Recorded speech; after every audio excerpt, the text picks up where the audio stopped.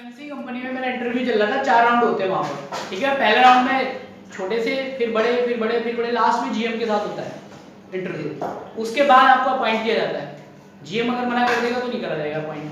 तो हम लोग लगभग 84 बच्चे थे, 84 स्टूडेंट थे जो वहाँ पर आए हुए थे एमएनसी कंपनी में इंटरव्यू देने के लिए। मैंने भी इंटरव्यू दिया। जो सबकी थिंकिंग होती है यार, लोग आप देख रहे हो ना, आपको भय किससे लगता है? सबसे ज्यादा भय किससे लगता है?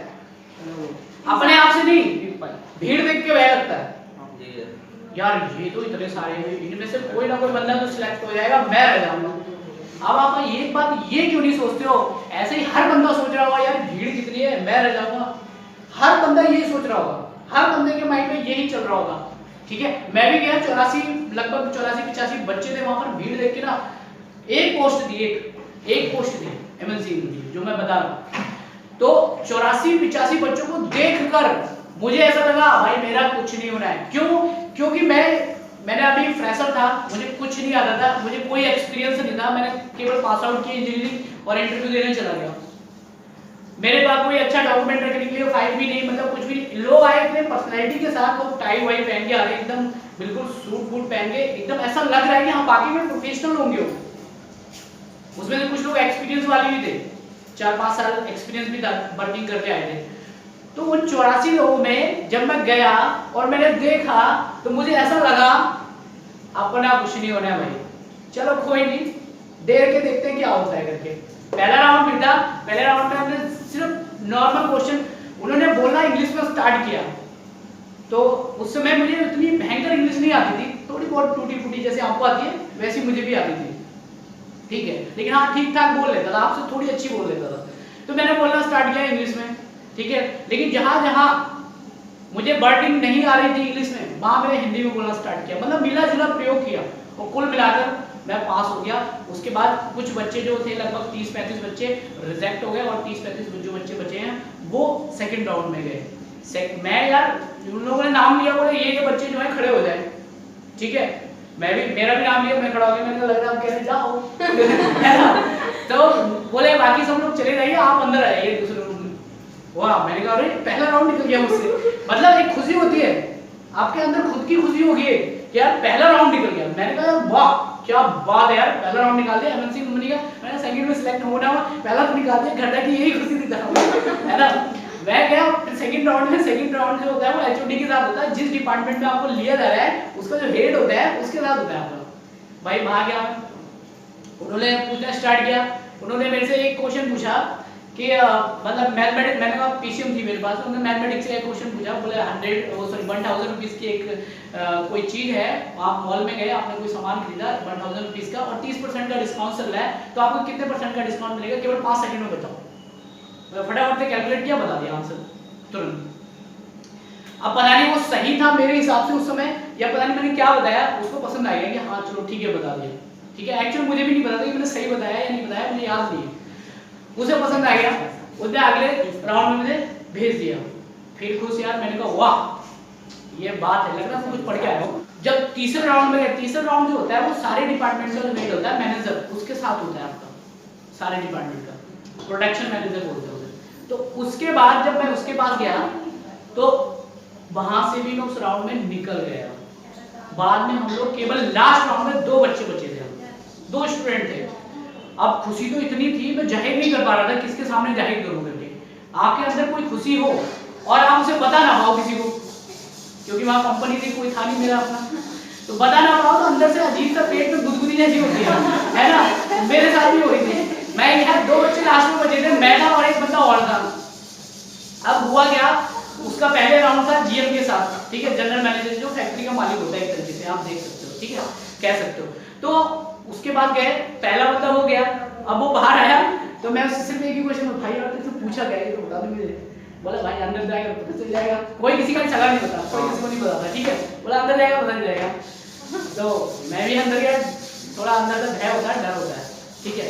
अंदर गया, उसके बाद उसने सिर्फ और सिर्फ मेरे से एक ही क्वेश्चन, और जीएम फैक्ट्री का क्या उसे इंग्लिश नहीं आती होगी, हिंदी में पूछा, हिंदी में पूछा।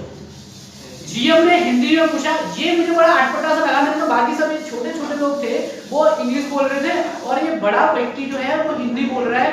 मैंने कहा ये बंदा जो है, मुझे ऐसा लगा कि ये बंदा ज्यादा समझदार है इन लोगों से, मुझे ऐसा रियलाइज हुआ। पता नहीं मेरी बेवकूफी थी वो समझना या अच्छाई थी, ठीक है, उस समय की थिंकिंग में। लेकिन आज की थिंकिंग में अगर देखोगे तो वो बंदा ज्यादा समझदार था, क्योंकि उसे पता था कि जब कोई रिज्यूम में देखते ना, मेंशन करते हो यूके बोर्ड या इंग्लिश सीबीएसई बोर्ड, तो उसे पता था कि मैं हिंदी बोर्ड से हूँ, तो मैं इंग्लिश कहाँ से जानूंगा मैं। तो उसने मुझसे हिंदी में ही बात करी। एक ही क्वेश्चन पूछा, बोले आपने एक जो वो हमने पढ़ा था ना श्रेणी क्रम और समांतर क्रम, बोला श्रेणी क्रम और समांतर क्रम के बारे में कुछ बता सकते हो? मैंने कहा सर बताइए, सर पूछिए कुछ, अब मैं बता दूंगा, बिल्कुल कोई दिक्कत नहीं है सर। तो उन्होंने मुझसे एक ही पूछा, अगर हम श्रेणी क्रम में सारे इक्विपमेंट घर के जोड़ देंगे तो क्या दिक्कत आएगी?